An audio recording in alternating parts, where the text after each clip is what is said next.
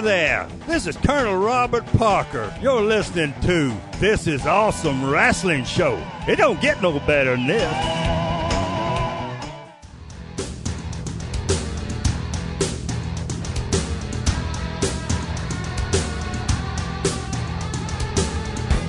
Produced by the Cleveland Sound Radio Network.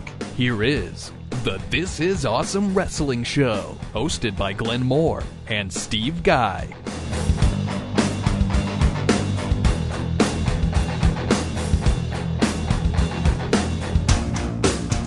Welcome, This Is Awesome Wrestling Show here on CLESound.com, www.thisisawesomewrestlingshow.com. We're starting to post some news stories, some links. I posted a couple stories on the website today. All our shows are up there as well. Interviews will be up there. So head on over to our official website, thisisawesomewrestlingshow.com. Make sure to like us on Facebook, This Is Awesome Wrestling Show. And go on Twitter, follow us. TIA Wrestling is the Twitter handle for the show, and also Instagram at TIA Wrestling. Plenty to get into today. A couple news bents to chew on for the show. Did you say you posted nude stories? News stories. Oh, not nude? Definitely not. We don't want our site being shut down. We have a special guest on the show today with AIW back in swing. We are conducting our interviews with some of AIW stars and also people who come through to perform here and there throughout the year.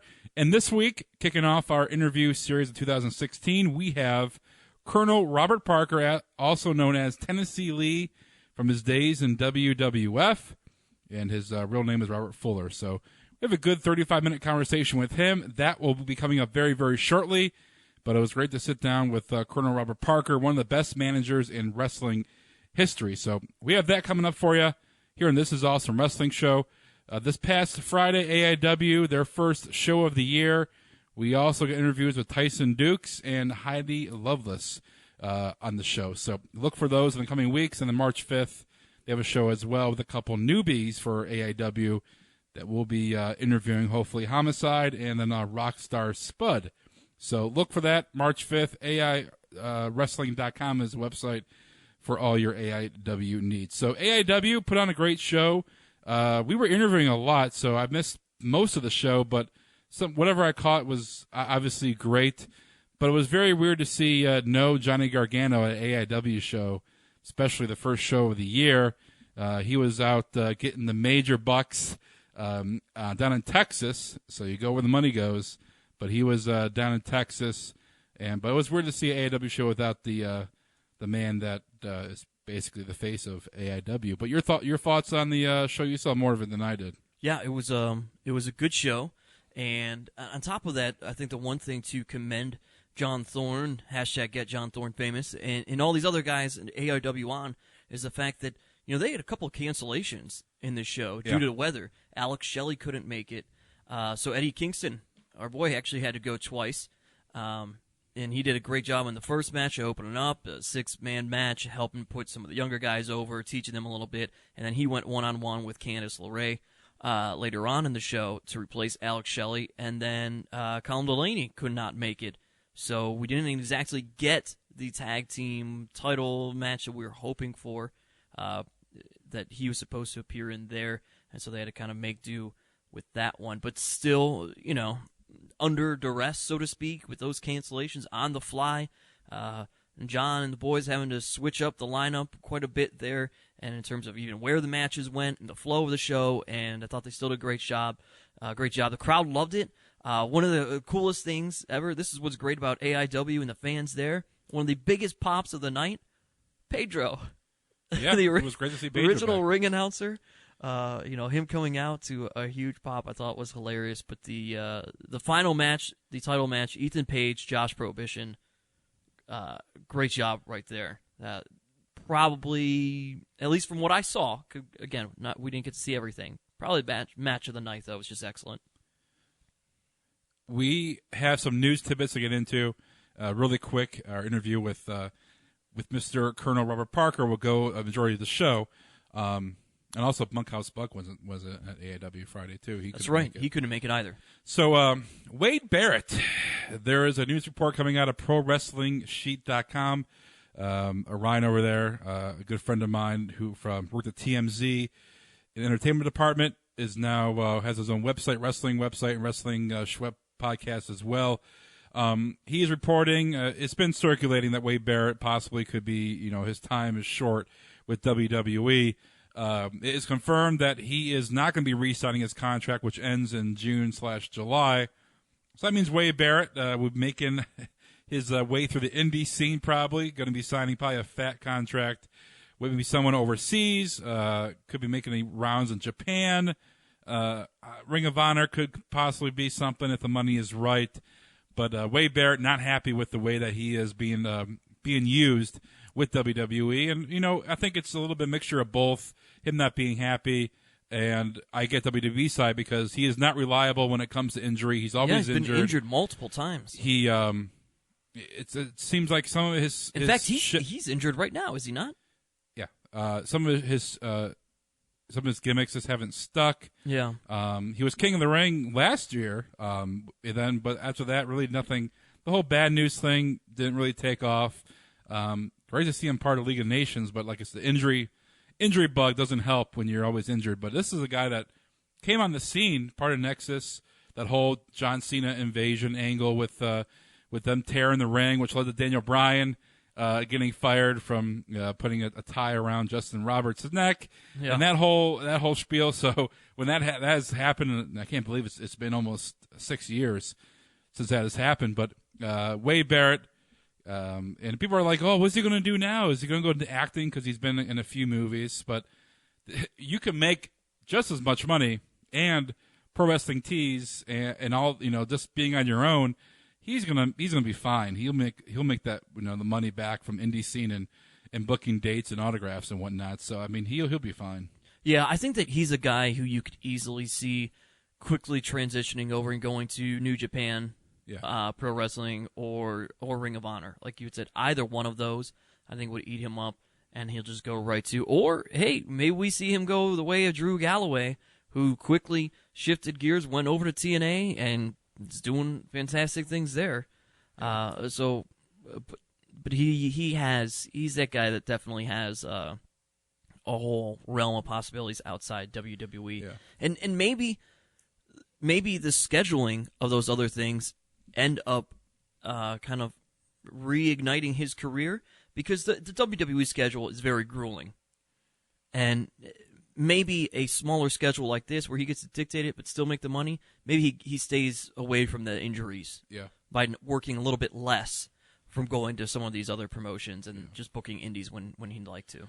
TNA is starting to kind of hold their talent. If the whole thing with TNA now is if you're signing a contract with TNA, if you're going to book indie promotions that they want to kick back, TNA will negotiate those independent dates for you. So it's not like it was last year to where TNA guys can go and do what they want. Yeah. TNA, up the front office, they want control, and they want some money from, like an EC3 going out and going here to Cleveland, which, EC3 is born and raised here, and he doesn't give the full fee of what he would charge if he's going to, bumfuck Pennsylvania. But now with TNA, they want to kind of have grasp and get money from this because, technically we are promoting TNA superstars. Why not TNA get some money? So yeah, if Wade Barrett wants to do that, okay. But Wade can go to make the indie rounds and go to New Japan and go to Ring of Honor and still make a lot of money and do indie scene and still be making bank. So, and hey, movies, I don't think I was that good of an actor, but I mean, that was WB Studio movies. Right, that's what would be tricky. Yeah, but he'll be fine. But hey, if your contract is coming up, they're not going to fire you. They're just going to let you sit and let you rot, which is what they're going to do. And his contract's coming up, and he won't be back with WWE. Also, one other quote-unquote star of WWE that is looking for a summer retirement from the wrestling ring. That is Brie Bella, the wife of Daniel Bryan. And, they want to start a family. It's no surprise. Well, you mentioned it on Raw last week. Yeah. They want to, Daniel Bryan probably won't be back in WWE in any kind of level. He is not the kind of guy that wants the spotlight or be a GM. He is not going to want to do that.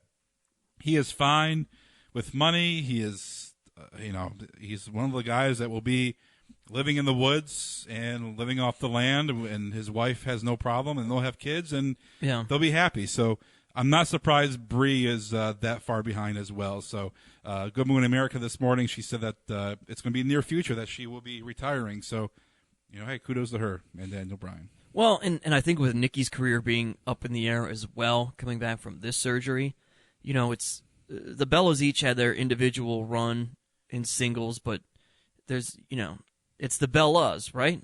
Yeah. Not Bella. So it's kind of tough to see one without the other. And if this is the end for Nikki, then, why not with Brie? It's like that's kind of what you do. That's the gimmick. The two of you running around together. It's not the same. You watch her and Alicia Fox. Yeah. But, if you've ever watched even just a snippet here and there of Total Divas, she and Mr. Daniel Bryan, they've kind of carved a little niche life for themselves out there in Arizona and small market things that they do, and you're right, they'll be fine. They got like their own little eat local kind of grassroots restaurant thing going there. They'll be all right. Yeah, it's kind of cool though what they do.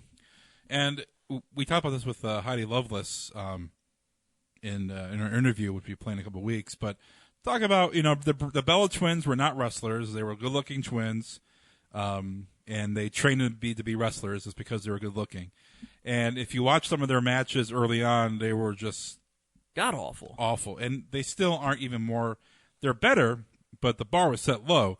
They are not. I would not say they're polished or even in the same category as a Paige or a Charlotte Flair. Or, no, but Nikki going into a more power move kind of setting, I think really helped enhance what happens when what she could do. Right, when you get breast implants and you look like you're buff now, and you're dating John Cena. Yeah. So, but it's still there. I mean, I'm glad that we're kind of shying away from. Okay, let's turn a hot girl into a wrestler. Let's make the hot wrestler girl into a star. So, hey, kudos to them for planning their life and getting out of wrestling in one piece. Really quick, Fastlane and Raw. Fastlane coming up here in Cleveland, Ohio. Be in attendance. We have Fastlane coming up, and the following weekend we got NXT. I'll be in attendance for both. But Raw this past week is. I want to say that if you flipped Raw, the script, and go from main event to the first, if you flipped Raw, I thought it would have been more effective. Having Kevin Owens, win the title to end Raw, it's going kinda, into Fastlane. It was kind of lackluster ending. Kane coming out of the ring. I love Kane. I'm a big mark for Kane, but we've seen it a million times, and you don't need that. But having Wyatt's, and then they announced this, Kane Big Show and Ryback versus Wyatt family. It's just, I didn't know we are, in Survivor Series mode with all these different. It seems like every pay-per-view we're just throwing guys together for some kind of tag match. I wish they would have flipped it. Kevin Owens winning the title was cool. The way they happened, it was cool. It was a good match.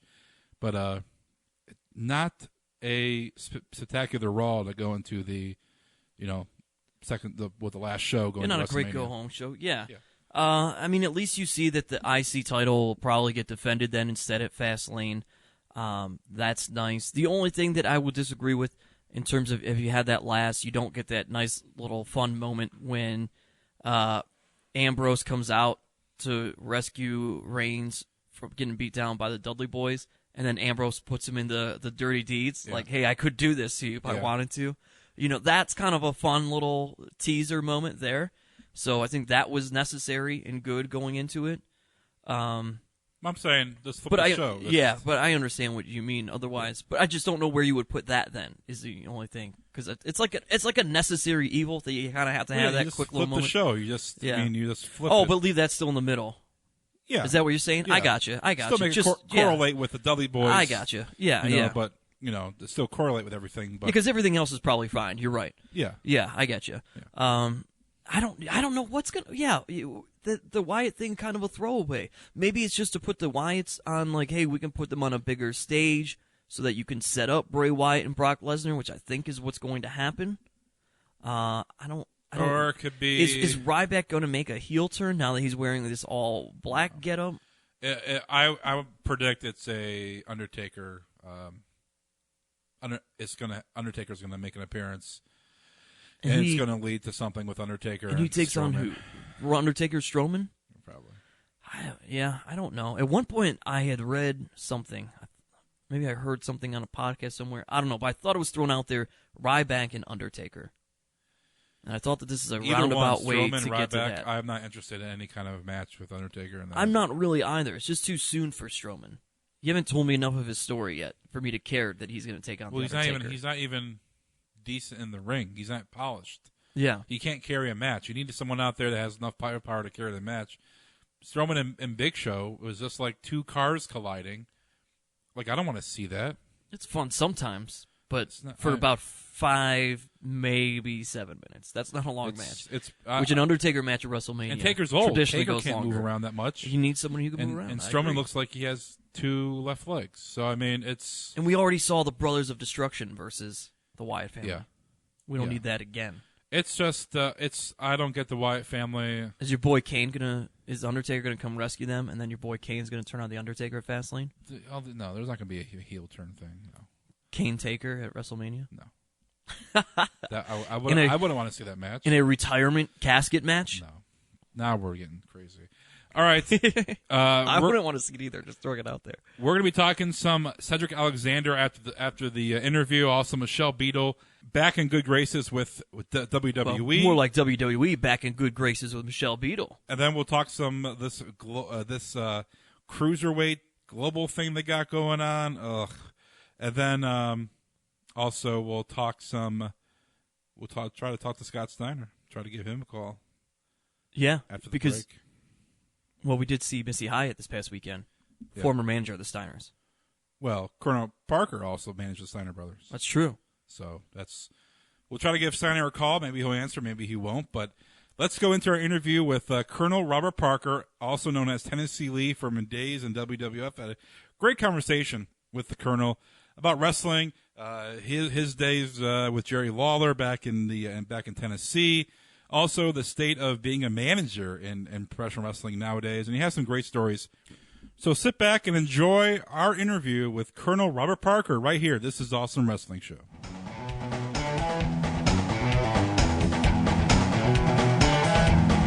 I'm going to tell you this. I'm still the greatest promoter that ever walked this earth. I walk in Tom Parker's shoes. I walk heavy and hard. I'll see they get another match.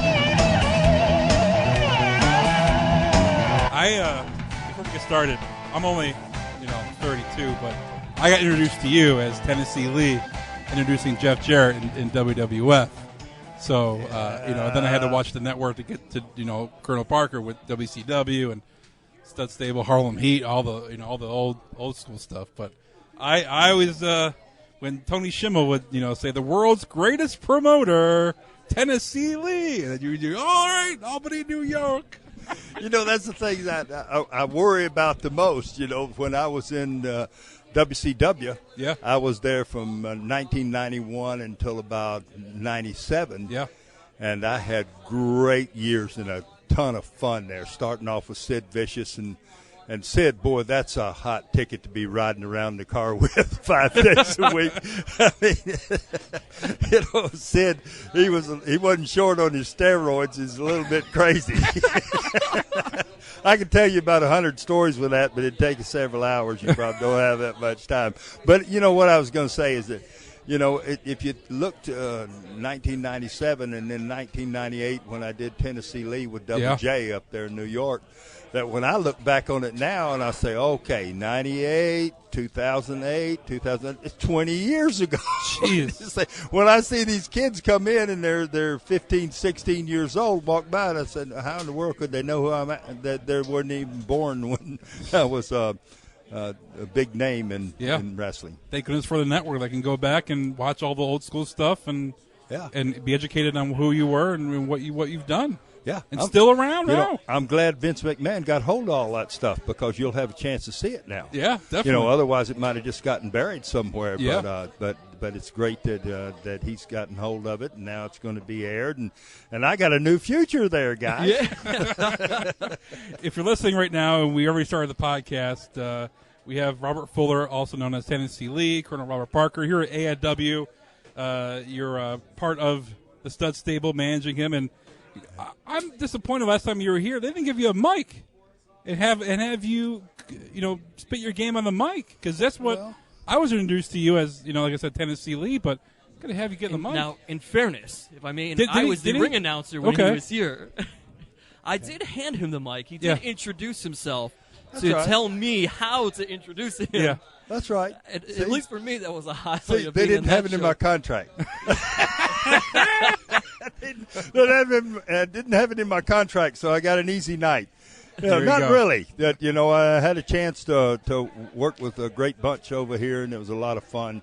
And, one thing I said about this show, I came down here, I saw some of the boys after the match, and you had a 10-man tag match or something, and one guy went out, and then another guy flew over the top on top of him, and down he went, and then both of them got up, and this 300-pound guy came and somersaulted on top of him, and then he got up, and then another guy flipped off the top rope with the spinning thing that you couldn't even do in the Olympics, diving.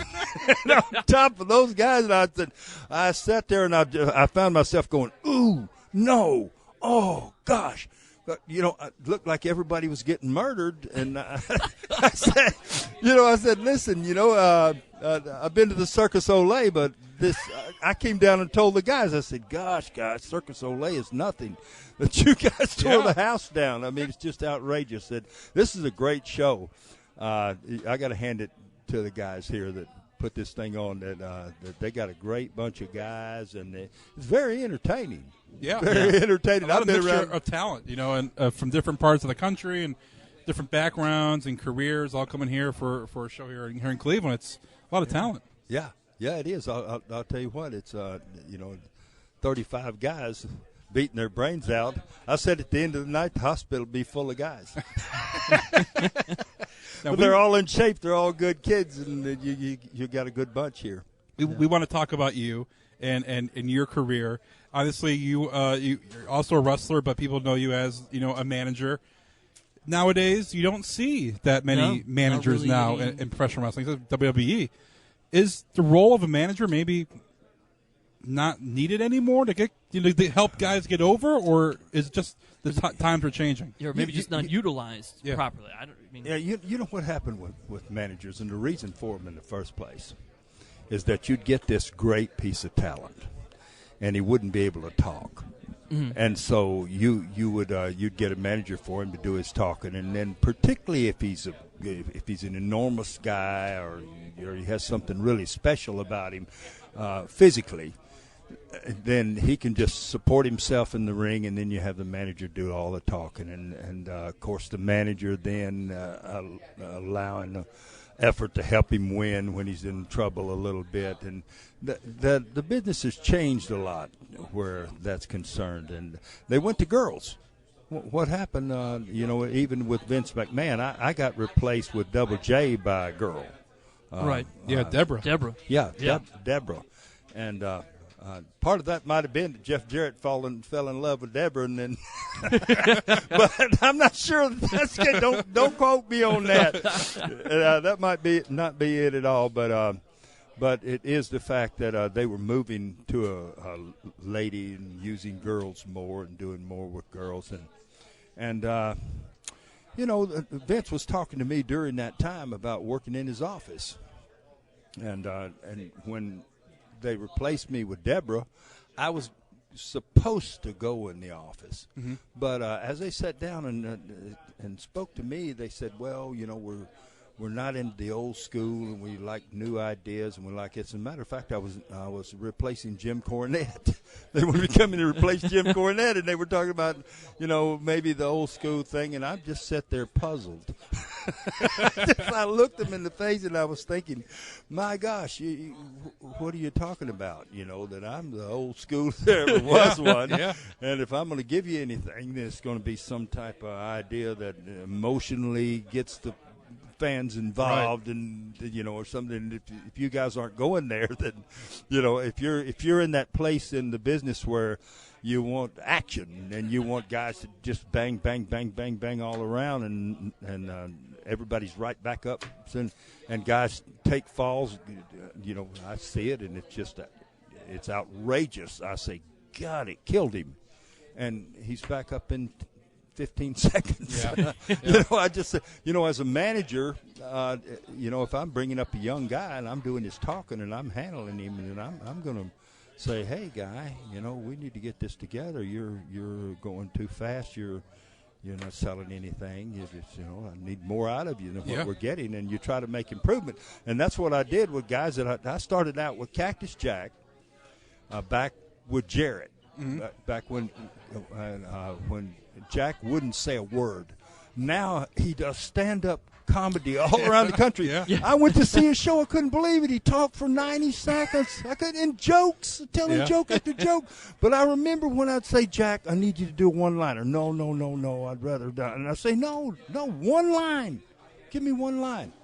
And, sometimes it, as a manager, that's where it starts. Yeah. That you got to just say, hey, I'm going to do this interview, but I want a little input from you here. And guys look in the camera and they go, I don't want to do that. And I say, well, tonight you're going to. And what helps is riding around in the car going to these shows. Yeah. If you're driving from Nashville to Memphis and it's a 3-hour drive, and I got 3 hours of my BS all the way there, by the time I get there, I mean, if you hadn't picked up on some of that, and help you. Yeah. Believe me, I got an awful lot of it, full of BS. You started you're from Memphis, Tennessee. A lot of great wrestlers come from Memphis, and a good friend of the show, Jerry the King Lawler, has been on the show before. From Memphis, and you have the Gilberts from there, and it just the list goes long. Is as long from guys coming from Memphis, but that's a hotbed of just the old school classic wrestling that I enjoy watching. Back in the day, that started way back in the late 50s, early 60s. My father went there, Buddy Fuller, and promoted Sputnik Monroe and Billy Wicks. Mm-hmm. And one of the greatest feuds that ever was in the history of wrestling. That if you ever see that tape, Memphis Nights, I don't know if you've ever seen it, but it's a story of Memphis history of wrestling, that those guys were just busting one another up. I mean, it was stitches, and it was serious business, very, very serious business, and my father liked it that way. But that Memphis has that background that people believe, they see, and they get involved, and they believe that.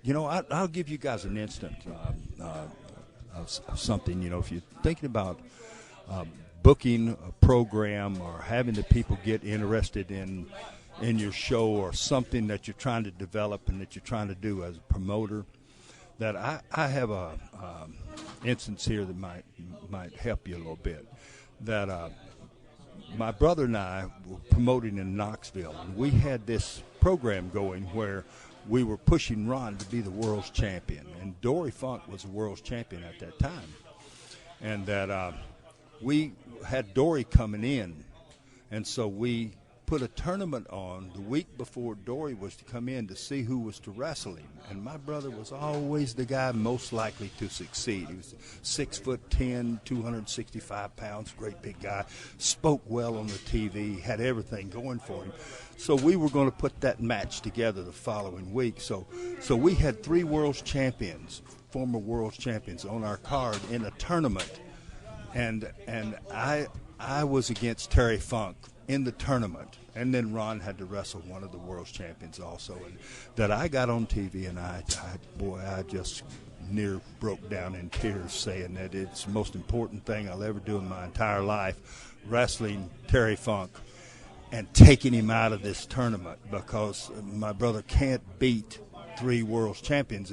You know, he's got to have leverage there. I've got to do this, and that I'll die or do it.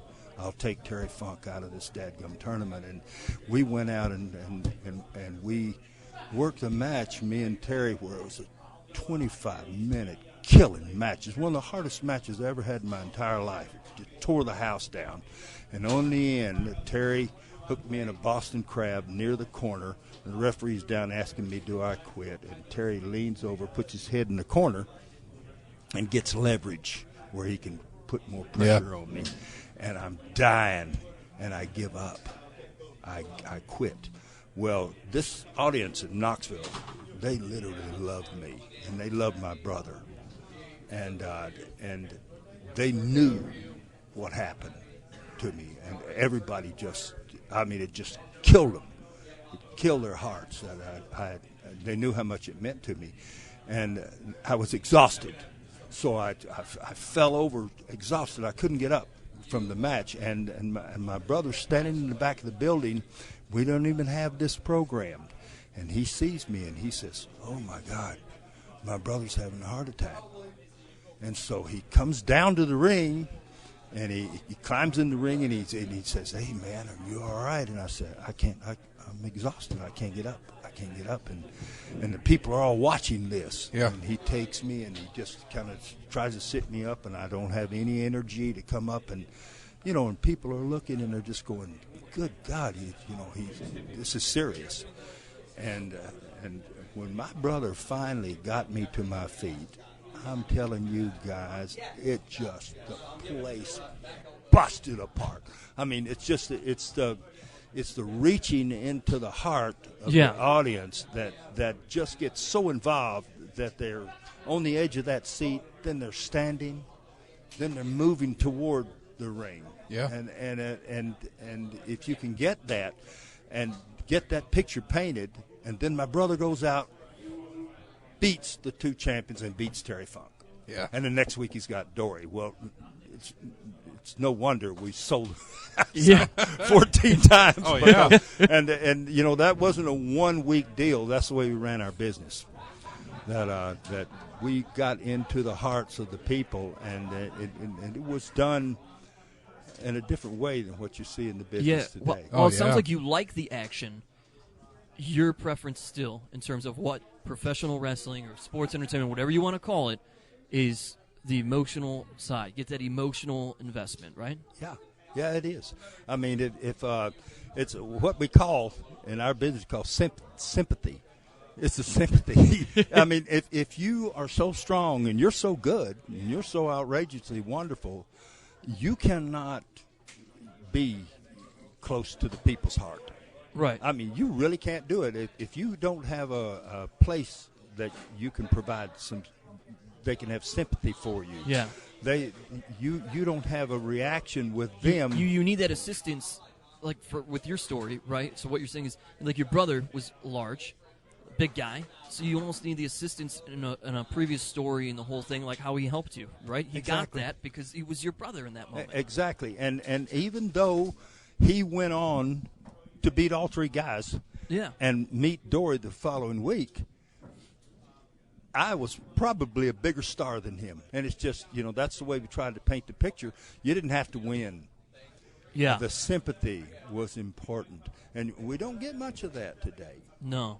I think it's now people want instant reaction. And I think also with the internet and Twitter, the line of kayfabe between legit, a bad guy that people were supposed to hate, and back in the day, people wait for you outside your car to beat you up because you're the bad guy. Exactly. Now it's like they know that, okay, he's a bad guy on TV, but he's not really a bad guy, so I'll believe the story, but I won't get invested in it because we know that's not how he really is. But, I was recently in Tennessee to watch Lawler and Funk go at it, and it's like a whole different crowd, and AIW crowd is great here, but it's like those people in Tennessee, they are invested in Lawler and Funk to where people, 50, 60 years old, they still believe that these two guys actually do hate each other. They do fight, and when Lawler wins, it's a celebration that goes on all night. It's not just one of those things to where it's like, hey, okay, Lawler won, but Lawler won. He beat Terry Funk, the asshole, the guy that we're supposed to hate. It's a believable, thing that carries on, not just ends that Lawler's night. smart enough to slow down. Yeah. Something looks really good, and believe me, things that look really good hurt. I mean, you don't see, you don't see guys go in the ring and they go, gosh, all these guys, they can take all these falls and all this stuff and everything. And, when something looks really good and you're watching it on TV, it hurt. Yeah. It hurt. And if you get right up and say, boy, that didn't hurt, well, we missed the boat there. Pretty bad, Yeah. that you watch two dynamic pros like Funk and Lawler. And I know I've wrestled Jerry Lawler many, many times. And that when we were younger, back when we were in our early 20s, and he was coming up and I was coming up, that I really didn't like the idea much of the push that they were giving him so hard, because I didn't think he was a wrestler. That I wrestled in high school. I was a state champion in wrestling, and I could wrestle. And my father taught my brother and I to hook, and to be serious about our wrestling. We came up with the Eddie Graham era down in Florida, and it was a serious dadgum business. And I went up to Tennessee to work with Lawler, and I thought they were asking me to do things, and I said, he's really not, where he should be doing that to me. I was, you know what, guys, I was totally wrong. But I was caught up in that young thing. I couldn't see things, and I used to press Jerry Lawler. I used to get in the corner and get tight on him and hit him hard. Yeah. Not in the nose or stuff to break his nose and knock out his teeth, but I used to hit him hard, and I used to do things that pretty darn evil to him.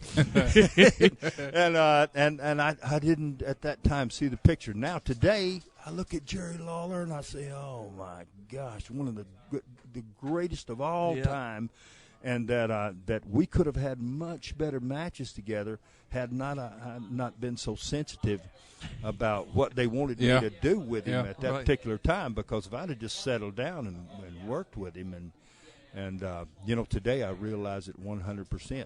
But I guarantee you this: it was as close to real as you're going to see, because man, I didn't cut him any slack.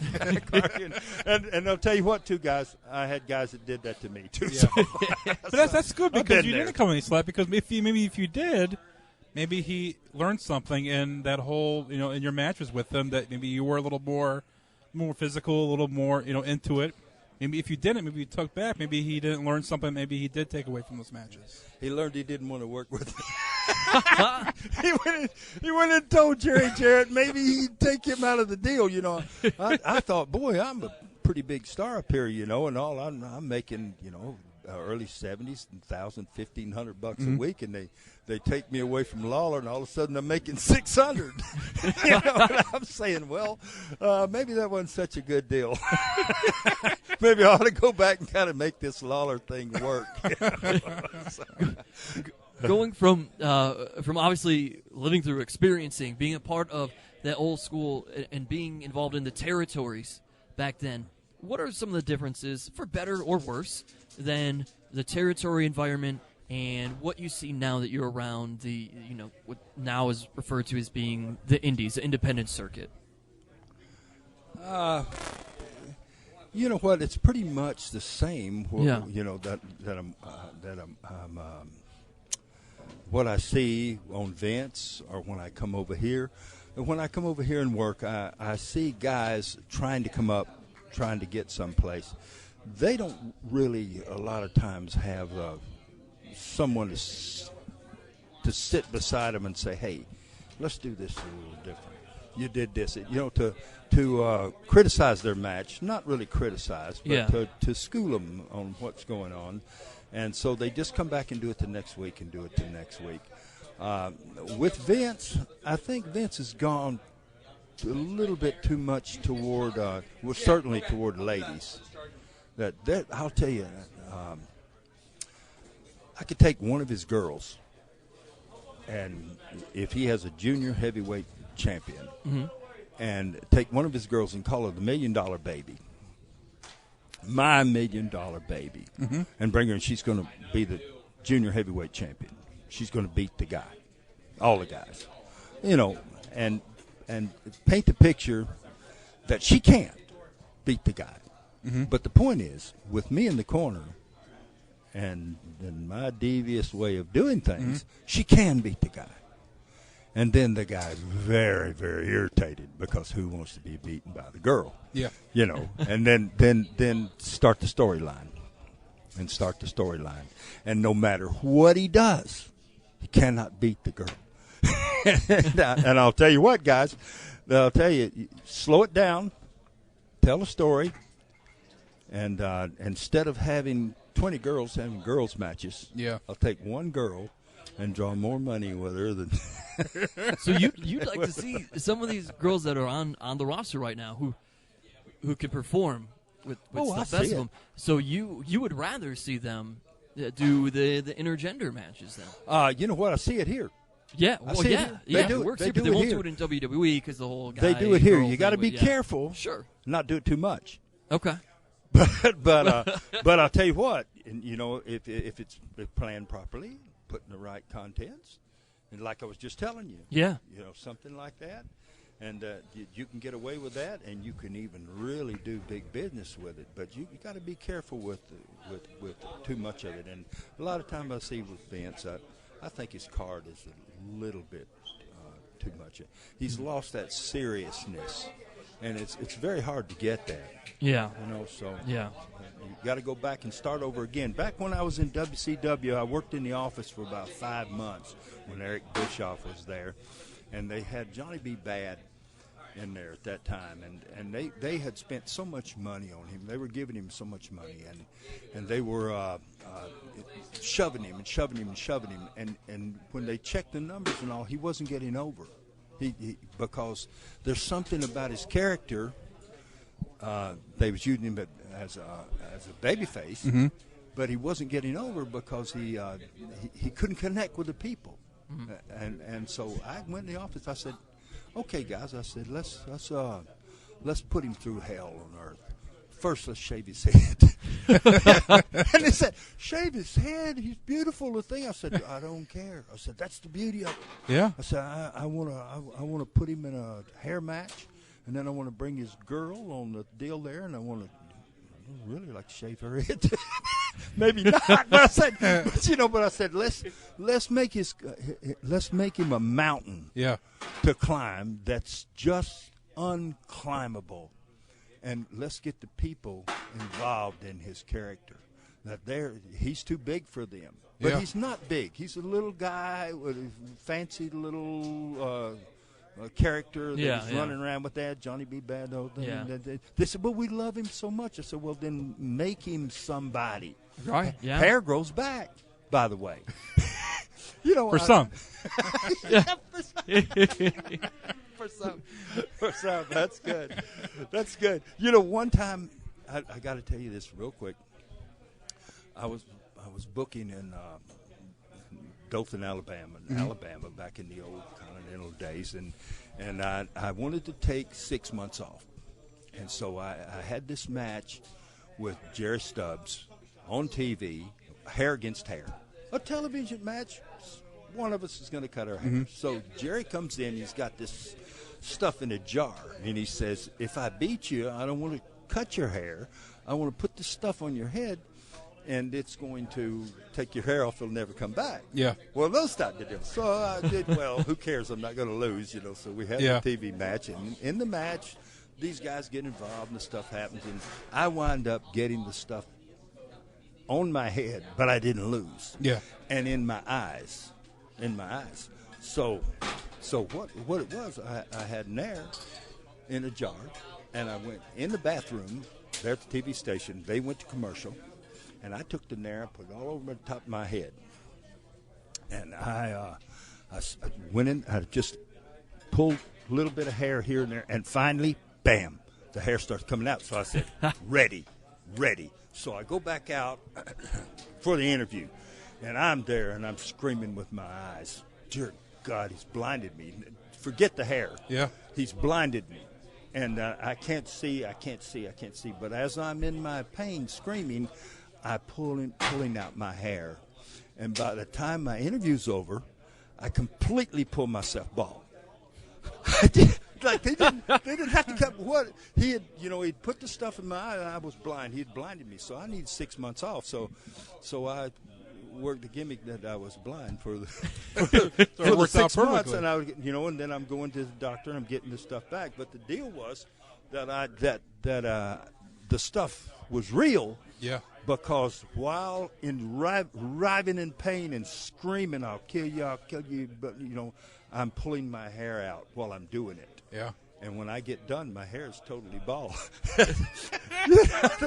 You don't see stuff like that anymore. No, you don't. You're right. You're right. You don't see stuff like that anymore. We had no limits. My brother and I, we had no limits. My goodness gracious. I had a guy, I was booking a show for a girl in Birmingham, a good friend of mine, Linda Marks, and she had a girls' match, and one of her girls didn't show up. And she said, "What are we going to do? We don't have the girl." I said, "You got a wig?" I said, "Yeah." I said, "You got some makeup?" "Yeah." I said, "You got a bathing suit?" She's a little bigger girl. And I said, "Well, let's get us a guy."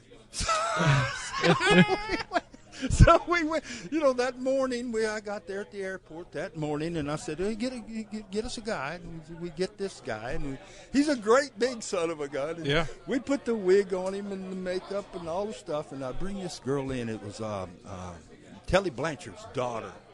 She's a fireball. Yeah. Oh, Tessa, yeah. Goodness gracious. I don't know if you've ever seen Tessa, her. yeah. Tessa. Yeah. Yes. She's been on the show. Anyway, Yeah. so I tell Tessa, I said, this guy, he's so funny when we put all the stuff on him. And I say, Tessa, make a girl out of him. And she says, he'll be a girl when I get done with him. She goes in the back, and she goes to work on it.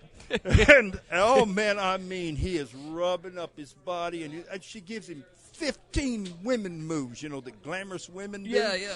And he starts working on it. And I'll tell you, guys, everybody in the dressing room was rolling. It was so funny. So I said, oh, gosh, I got him up a good finish. And I took the guy back for the match, and I set him down, and I said, now listen here, bud.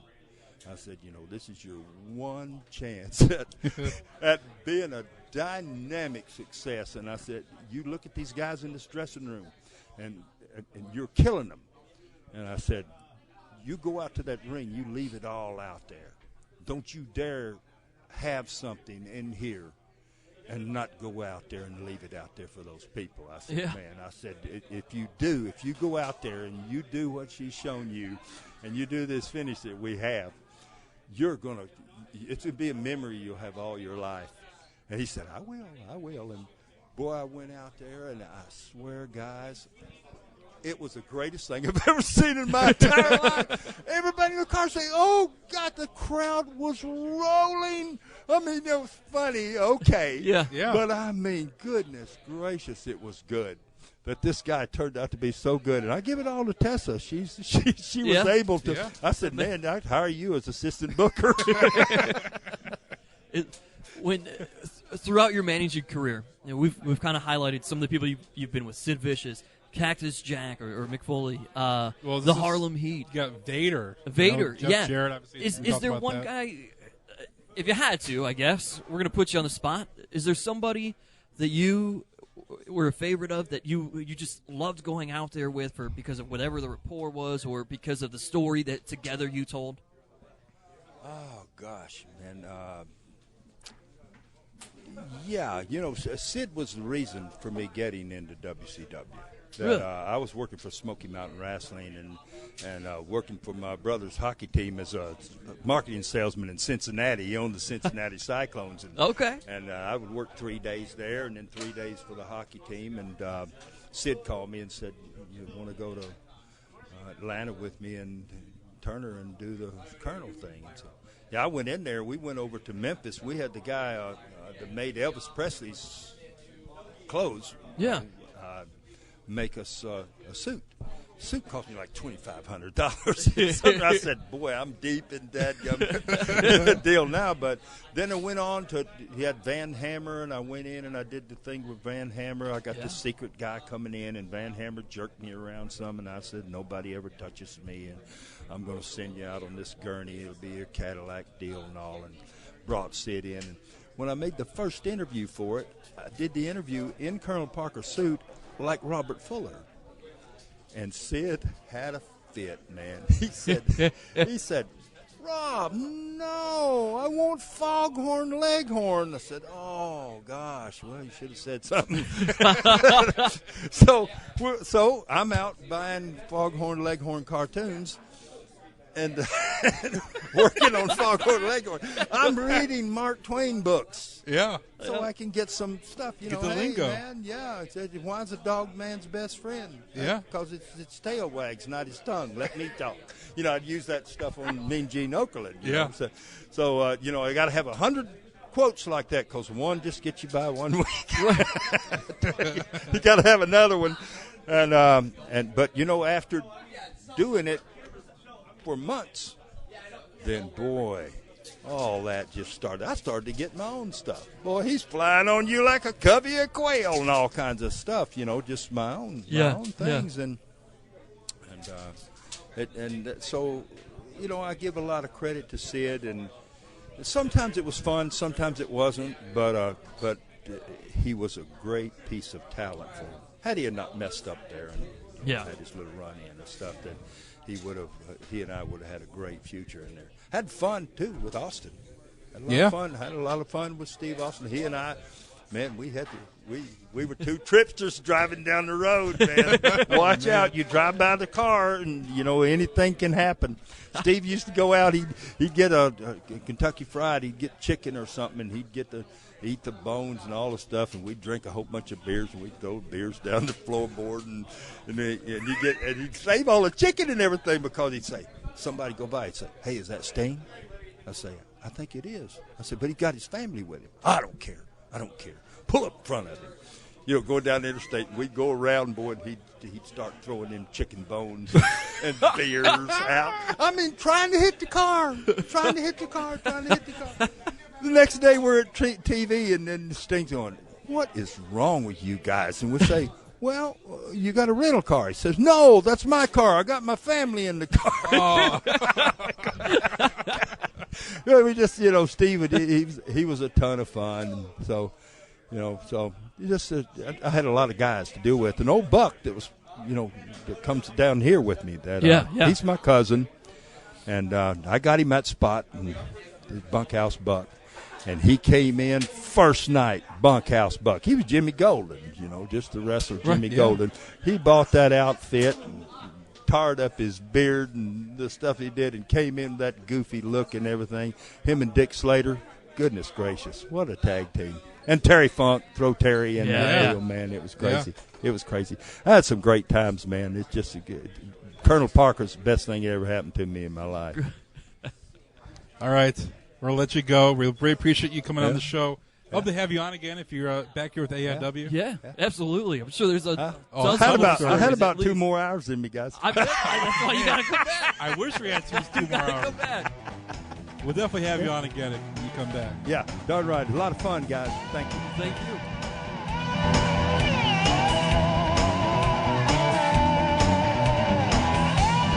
Great interview with Colonel Robert Parker. We hope to have him on again when he comes back in town for AIW. Not sure if he's going to be there March 5th or leading up to Absolution. He might be there on the 18th, which I believe Missy's coming back for that too. Okay, so but I'm not sure. We'll find out. Yeah, we'll let you know. I'm sure AIW will let us know if Colonel Parker makes appearance back in AIW. So like he said, he's got hours more worth of stories. We'll definitely sit down with him. So one guy that he did manage, part of a tag team, the Steiner brothers, and we're going to give Scott a call to see maybe if Scott wants to talk about Mr.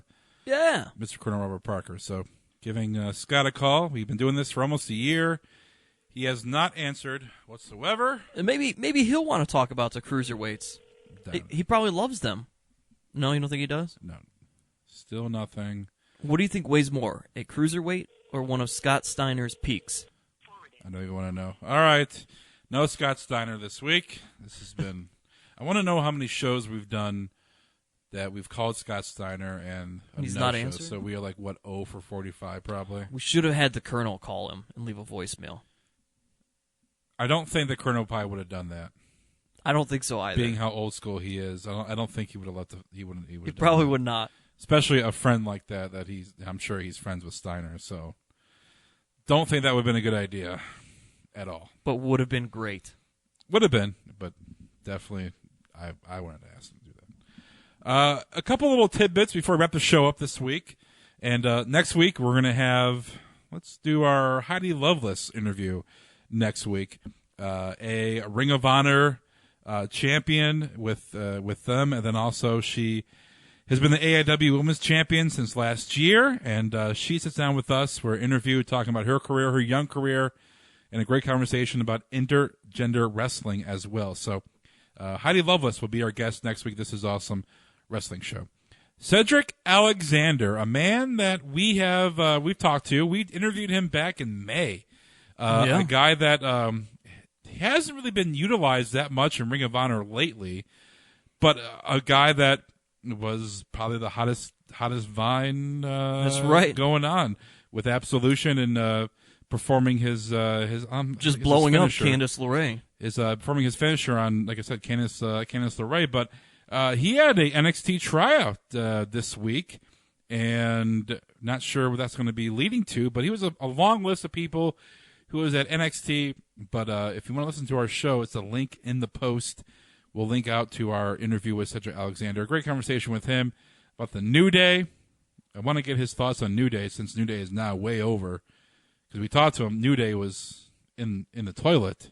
Yeah, and they are now in a...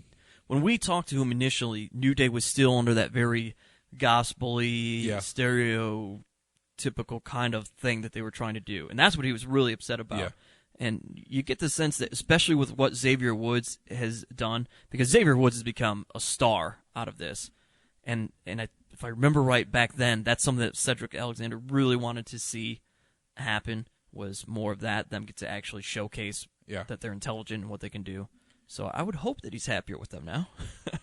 Not sure if we got to see Cedric next time he's in AIW, get him back on the show, but he has had an NXT tryout, so good luck to him. Maybe he'll be part of the NXT roster coming up this year. Also, a good friend of mine, Michelle Beadle from ESPN. She went on a long tangent last year about Floyd Mayweather and how Triple H, they're buddies, and WWE has that part in the relationship with Mayweather. They've done some stuff before, and Michelle Beadle, considering Mayweather is a known woman beater, was not in favor of the way that WWE was celebrating their relationship. So she legit, I'm not kidding too, because sometimes I would text her forgetting that she doesn't watch WWE anymore, and like, oh, did you just see what happened? Nope. She goes, I haven't watched it since I put that tweet out. So it was legit. We couldn't even talk wrestling anymore. So yesterday, she posted a photo of them, of Stephanie and Triple H, and then she was featured on Raw, shown on Raw, and had a conversation with her last night about it, and she's back in the good graces of WWE, and she said that she's looking forward to chatting about it now, because she really had no clue what was going on. So she was legit. She went cold turkey, man. That's good for her. And she is a big fan fan of wrestling. And when Vince calls you to bury the hatchet, when Vince McMahon calls you, you got to go meet the boss and talk to the boss. And I think they had to. She's got a very popular show on ESPN. Yeah. They have got this somewhat partnership going with ESPN right now, with Coach bringing people on all the time. And she's a big part of that. Her breaking the Brock Lesnar deal last year. So you kind of have to. And listen, WWE's family oriented. It's great to have Coach, but the other thing you want, if what you're trying to gather right now are more female fans during this Divas Revolution and Total Divas and everything, it'd be great. You of course need the I guess she's one of the top female reporters on ESPN, I guess you'd call her, right? Because it's not like she's just doing SportsCenter. I mean, aside from somebody who's doing SportsCenter, she's doing her own thing. Well, she's doing Sports Nation. Right. That's what I mean. So she's got like her total offset show. Yeah. So from that standpoint, she's one of the biggest names there with ESPN from the female standpoint. So absolutely, you'd want her on your side. Yeah, it's like I said, WB and ESPN, and her being probably, Coach has that background with WWE, but Michelle Beadle, I don't think there's a bigger fan in ESPN than her. She's very knowledgeable. Right. She knows what's going on. She puts great interviews. She's very entertaining. And, with Coach, I think with fans, with Coach interviewing these guys, seems a little odd because it seems like we're back in the year 2002 with Coach doing backstage interviews. It's always funny, yeah. But Michelle is another voice. She's very, very, pretty to look at.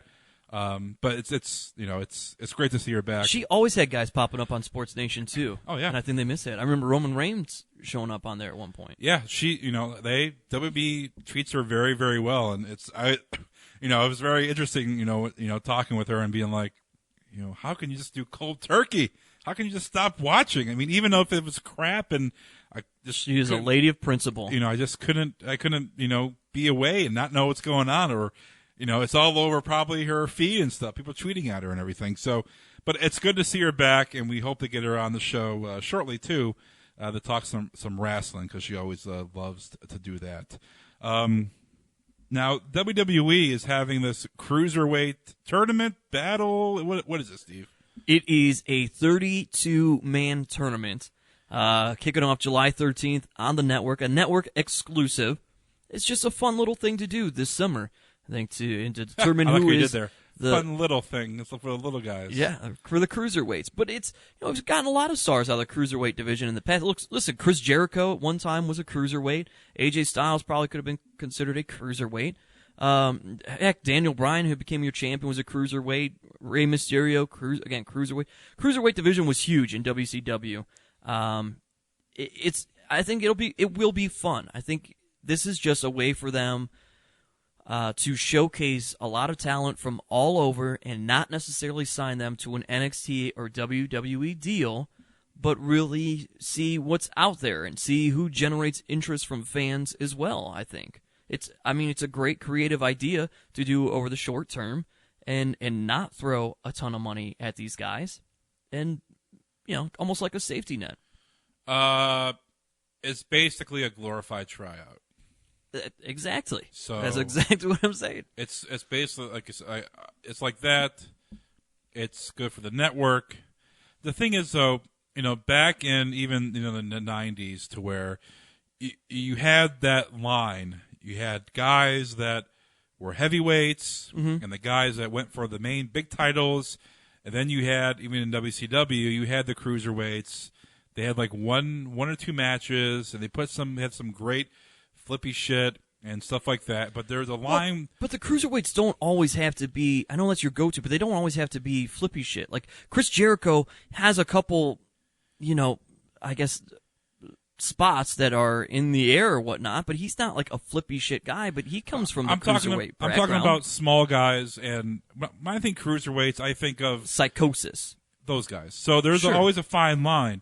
Now, WB has crossed that with putting Rey Mysterio, which is half the size of me, battling against the great Khali and The Undertaker for the championship. Yeah. It's not believable. Well, and actually, Eddie Guerrero and he juiced all up. Those guys came from the cruiserweight division. Yeah. Well, Eddie Guerrero. Benoit, who should not be juiced up. Malenko came from there as well. But I'm saying is they already meshed that. So it's already right.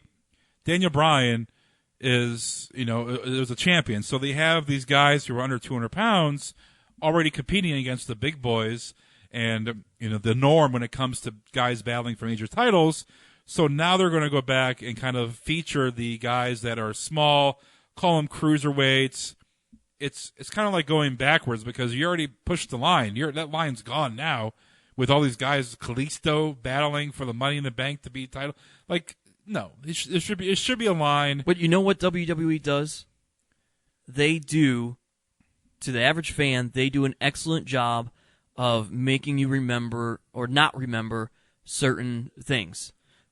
Great example, The Rock, being at WrestleMania and going face to face with Stephanie McMahon saying, "Oh, I would never hit a lady." What? You rock bottomed her ass 15 years ago. Yeah. So, and all of a sudden it's like, nope, we don't do that. So they can backtrack. Look, things always are cyclical. So, if anything, unfortunately, maybe what this Daniel Bryan idea kind of shows to prove is maybe we don't have the smaller guys always going after these heavyweights. Look, a guy is big, and I'm not saying that he couldn't beat a bigger guy, but there's a lot more force from a huge guy powerbombing you than a smaller guy powerbombing you. That's just science. It's accurate. Well, then why don't they just label it 32-man tournament? There you go. What? Because it's going back to the cruiserweights. That's what I'm saying. It's cruiserweights on cruiser. Well, I know, but it's not really. There's not any cruiserweights anymore. It's all everybody's in the same pot now. Maybe we're gonna watch the return of it. I don't know. It'd be all right. Yeah, it'll be okay. But I mean, it'll be fun. It will be fun. Well, I'm probably not going to watch, but that's okay. I'm not into the small guy stuff. You're entitled to, unless it's Johnny Gargano. This could be a time. I'm to telling shine you, this for Johnny is a Gargano. time to shine for Johnny. You could see Matt Cross enter into this thing. Wouldn't that be fun to watch him show off what he can do in there? I'd love to see that. Well, it's not guaranteed that he's going to be in it. No, but a guy like well, we don't know who's going to be in it, so we can't. I'm not going to sit here. But I'm just thinking of names that would be fun to see in it that we could see. I can't think of his name. Guy from we've seen at AIW multiple times. ACH? No, but he'd be a lot of fun to watch. I think ACH. I think he crosses over that 205. No, but I think ACH is exclusively signed with the Indie Promotion too. What's Tyler Thomas? Yeah, Tyler Thomas. Yeah, he'd be fun to watch in there. Well, some of these guys too that I think ACH is exclusively signed, and Ring of Honor guys probably won't be able to go at all because they're exclusively signed. Yeah, you're gonna see probably a lot of Evolve guys, come in, and that's what it's gonna be. Yeah. Certainly. Yeah, but it'll be fun. Tommaso, you'll probably see. Tracy Williams, is he? That's what I was trying to think. Tracy's deceiving because he's so tall. Yeah. He might be over that 205 mark. Let's see. I'm looking up right now. I'm not sure if he has a wiki page. Let's see. Wrestling Database. It doesn't even mention his weight. Oh, step your game up, Wrestling Wiki. I don't know. Maybe he would be. Does it say how tall he is? Below 205. He is. Doesn't say. Doesn't give it anything. His date of birth unknown. Oh, is he from parts unknown? I mean, does it say like he's just no one knows who he is? Oh, that's terrible. He was on WWE's website. You should know who he is. Well, I know, but that was only a blur. I think Tracy's probably like 6'4", 6'3", 6'4". So just on height alone, I feel like he's probably over that 200 mark. He is very skinny though, so. Yeah, he's a slender guy, but I bet you he's. But I mean, okay, it's great for guys to get some network, pub. We'll see how it goes, but it is what it is. AIW back in Cleveland, March 5th. It'll be on the east side, March 5th. And then we got NXT the night before here in Cleveland. Yep. And I don't think we're doing anything as a show, but I'll be there, so that'll be fun. I know a lot of you listeners will be there as well at the Agora, sold out. So sorry if you don't have tickets, people. But hey, it's gonna be a great event. And then we got Fastlane Sunday. So if you're in Cleveland, hit it up. I think Jerry and Lawler, are going to be hitting the town Saturday night. Oh boy! So look for us. I think we're going to go to. We always go to what's that? Flanagan's. Flannery's on East 4th. Yes, that's where we go for dinner. So if you want to see the King, I'm sure you're not going to like this. Hit Flannery's up Saturday. He's going to be pissed at you. He's not going to care. No, he's going to come. But other than that, make sure to hit the website up. ThisIsAwesomeWrestlingShow.com. We're starting to post all the news stories. We're posting some links in the afternoon to some, some breaking stuff, some stuff that should pique your interest. And also, all the shows are up there. So ThisIsAwesomeWrestlingShow.com, mobile friendly as well. So the layout is very responsive. So you can look at it in the car. Oh, mobile phone. Yes. Oh, sorry. So you can look at it on your car, on your phone, but it's very responsive. It's not going to, a lot of websites are terrible and they don't format to your phone, but ours does. So look for that. Twitter, TIA Wrestling, also Instagram, and then Facebook as well. We have the T-shirt going. T-shirt got some good pub. Yeah. On That'll Twitter. be fun. Eddie Kingston ruining it already, but no surprise. Love Eddie there. Kingston. We will talk to you guys next week. This is Awesome Wrestling Show and SteelySound.com. See you.